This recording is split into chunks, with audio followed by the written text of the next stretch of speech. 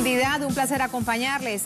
Estoy con ustedes desde Caracas, en Venezuela. Soy Tatiana Pérez. Como siempre, tenemos una hora con Es Noticia y 3 temas de análisis. El primero de ellos nos lleva hasta Colombia. Analizamos las causas de la crisis de la educación que tienen en el paro nacional de maestros que cumple un mes su máxima expresión. Desde este sector se denuncia que el asunto es de presupuesto, politiquería y corrupción. Tenemos la información, tenemos el análisis.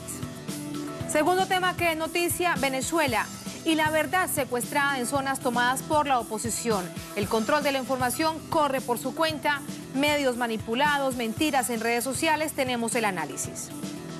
Y tercer tema que es noticia, ya lo vemos a través de imágenes en titulares.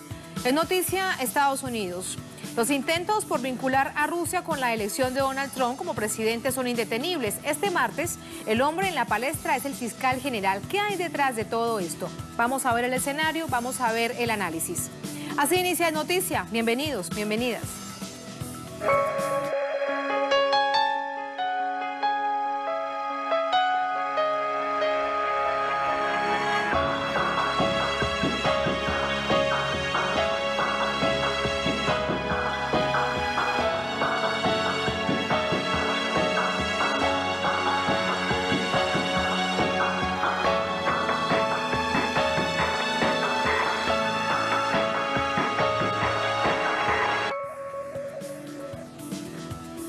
En Colombia se mantiene el paro de educadores a nivel nacional. A 32 días de protesta, los docentes siguen exigiendo una educación pública de calidad, mientras que el gobierno del presidente Santos continúa con su negativa para atender demandas históricas de este sector. Una semana de nuevas movilizaciones. El mayor sindicato de profesores, la Federación Colombiana de Educadores, se mantiene en las calles en defensa de la educación pública, las reivindicaciones salariales, la alimentación, la infraestructura y el transporte para los 8.5 millones de niños que estudian en el país. Hace una semana, las negociaciones entre FECODE y el gobierno están paralizadas, luego que el presidente Juan Manuel Santos asegurara que los maestros tendrían que reponer los días que han estado en paro para recibir el salario correspondiente. A pesar de las reuniones, los docentes no logran avanzar lo suficiente en cuanto al pliego de peticiones que contiene 30 puntos sobre los temas de política educativa. El pasado sábado, el gobierno publicó un decreto de aumento salarial para los empleados públicos, con una subida del 8.75%. Pero el sindicato respondió que el tema no es solamente salarial y ratificó la continuación de la huelga hasta que el gobierno colombiano ceda a las peticiones que hacen los maestros. El paro se inició el pasado 11 de mayo, derivado del incumplimiento del gobierno con las bonificaciones y mejoras prometidas para el sector, la desinversión en la infraestructura escolar y la escasa protección social que gozan los maestros de Colombia.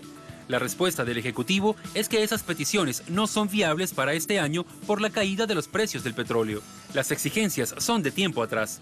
En 2015, FECODE convocó a un paro por las mismas razones que hoy los tiene en las calles. Tras varios días de marchas, lograron que el Ejecutivo se comprometiera a continuar el proceso de nivelación y aumentar el equivalente a 10 puntos porcentuales al salario de los maestros.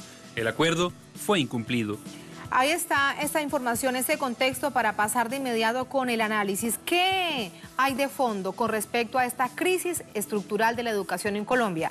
Hablamos con Juan Carlos Jaime Fajardo, él es maestro de sociales, catedrático universitario, doctorando en educación. Nos acompaña desde Bogotá. Profesor, buenas noches. Muy buenas noches, Tatiana y audiencia latinoamericana. Muchas gracias.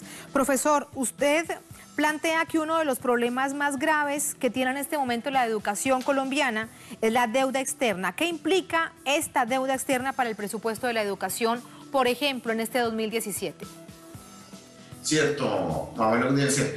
En el caso de América Latina y particularmente en Colombia, la deuda externa se incrementó en estos últimos 20 años 4 veces. Es decir, pasó de 30.000 millones de dólares a 121.000 millones.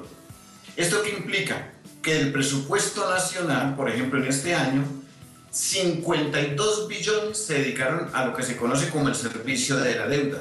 Es la 4ª parte del presupuesto nacional. Y las medidas que viene recomendando la OCDE están en dirección de garantizar 2 cosas: el pago de la deuda externa y el funcionamiento de la gran burocracia estatal. Estos 52 billones superan lo que se ha dedicado para la educación, pero sobre todo supera lo que se está pidiendo. Solamente se está pidiendo 1.6 billones de este año para resolver la crisis. Será un 35% entonces aproximadamente del total del presupuesto anual, incluido impuestos. O sea, la cuarta parte del presupuesto está asignada es para deuda externa. Para el servicio de la deuda. Otro problema que ustedes han planteado, la llamada transferencia a los departamentos, es decir, el dinero que se transfiere del gobierno central desde Bogotá y que se irradia al resto, a los 32 departamentos del país. ¿Esto cómo afecta al sector? ¿Qué es lo que pasa con ese dinero que se envía a las regiones colombianas? Bien, este es el tema central de la movilización del magisterio. ¿Qué sucedió? En el año 2001 hubo una modificación de estos recursos de transferencia que han llevado a que hoy a la educación en estos 16 años se le hayan recortado aproximadamente 73 billones.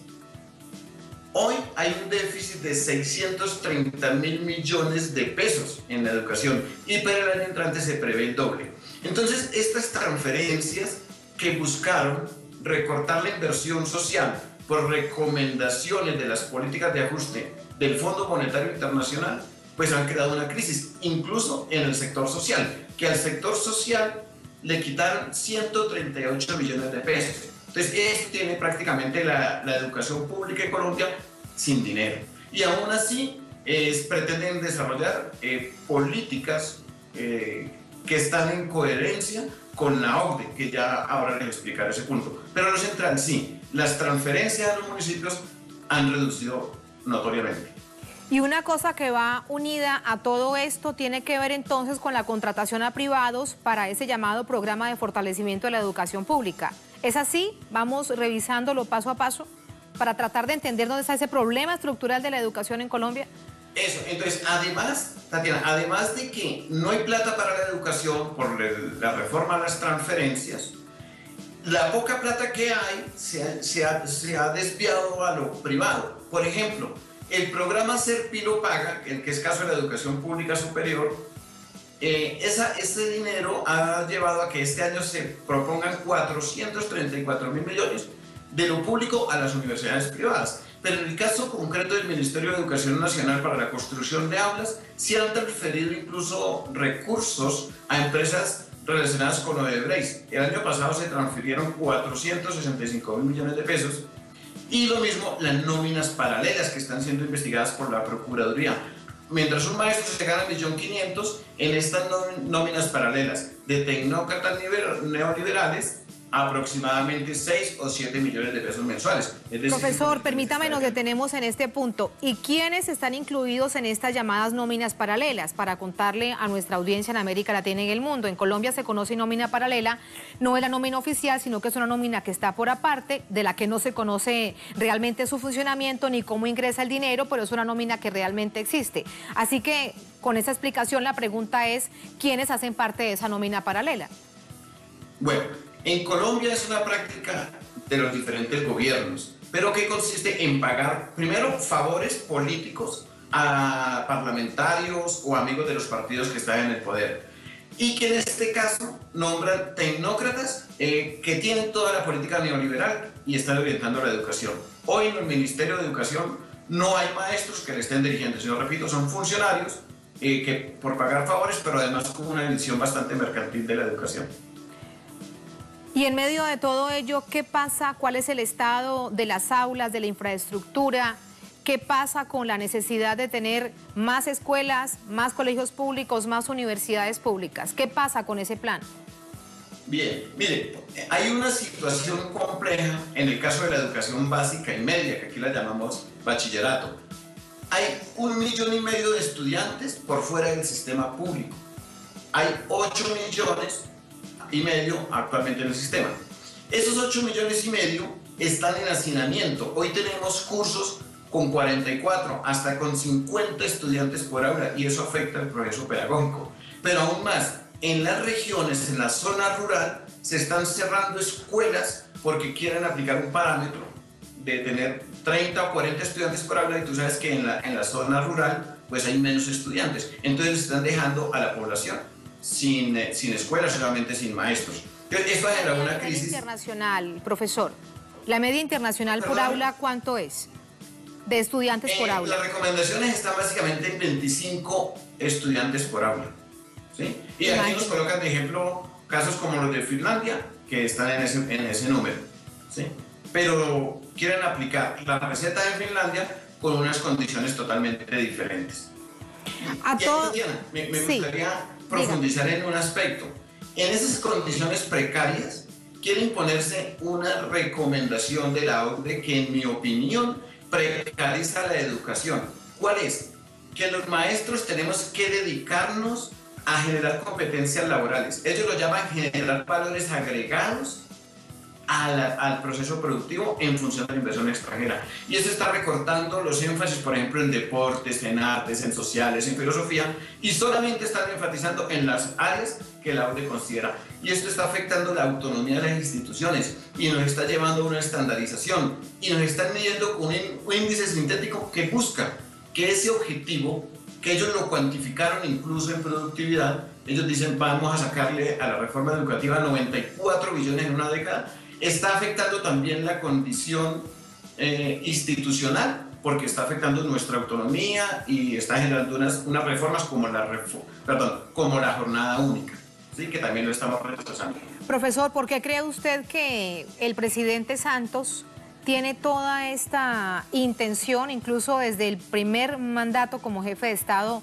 de ingresar a la OCDE? Colombia no está en capacidad aún de ingresar con estos altísimos estándares que se exigen para la educación, porque de hecho eso es un asunto que también habría que revisar. Además, fíjese usted de todo lo que esto traería consigo. ¿Por qué cree usted que el gobierno tiene este nivel de insistencia de querer ingresar a la OCDE? Bien. Bueno, en el caso colombiano, los diferentes gobiernos han obedecido a instancias internacionales. Después de 1990 viene una aparición, digamos, o la OCDE, aunque viene desde antes, que, digamos, se visibiliza como orientador de la política macroeconómica de los diferentes países. En mi opinión, el Estado colombiano quiere ingresar a la OCDE por convertirse en un paraíso para la inversión extranjera, es decir, garantizar una serie de reformas laborales, tributarias, de todo orden para garantizar la inversión, como ya digo, inversión extranjera. Recordemos que Colombia pasó del año 2002 de 2.100 millones de dólares anuales a 16.000 millones en 2014. Es decir, la OCDE y el interés de la presidencia y del Estado, porque es una política estatal, busca es convertir a Colombia en un paraíso para la inversión extranjera, y la OCDE le está dando todas las orientaciones para hacerlo. Una última pregunta, profesor. ¿Tiene todo que ver con la situación de más de un mes de paro de los educadores que apoyan estudiantes, que apoyan incluso los padres de familia?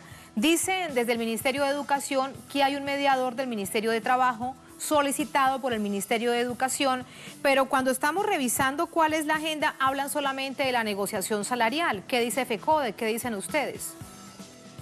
Bien. La condición salarial es una reivindicación justa, aunque se trabajó en la mesa de estatales y se trabajó en los acuerdos del paro del 2015. Digamos, en Colombia no hay una nivelación salarial para los maestros. Los maestros tenemos bajos salarios en comparación con los funcionarios estatales. Claro está, no es el centro, pero creo que lo visibilizan es por esconder la problemática real. La problemática real es de recursos que se necesitan para la educación pública. Y digamos que el pulso está ahí fuerte porque el Estado tiene que resolver o pagar la deuda externa o rebajarle a la burocracia estatal el gasto, o rebajar lo que tiene para la defensa, que tiene 29 billones este año. Es decir, ellos están, entre comillas, en una encrucijada, pero tienen que ser generosos con el derecho a la educación. Solamente están viendo 1.6 billones. Entonces ellos visibilizan que el problema es salarial, pues para desvirtuar la lucha, pero no, la lucha tiene como centro recursos para la educación pública, y los resultados de este paro tienen mucha incidencia a medio y largo plazo. ¿Qué va a pasar con la educación en Colombia? porque de allí entonces entendemos que es lo que han dicho: bonificación, nivelación salarial, pago de primas extralegales, y nada de eso de lo que usted nos está contando aparece en esta agenda. Profesor, gracias por ese análisis, por estas reflexiones. Buenas noches. Dígame. Tatiana, muchas gracias, y esperamos la solidaridad de los maestros latinoamericanos en esta lucha que es de todos. Muchas gracias. Gracias a usted. Gracias, profesor, por entregarnos detalles. Un maestro de sociales, catedrático universitario, que vive de cerca, que vive en primera persona lo que significa esta crisis educativa en Colombia.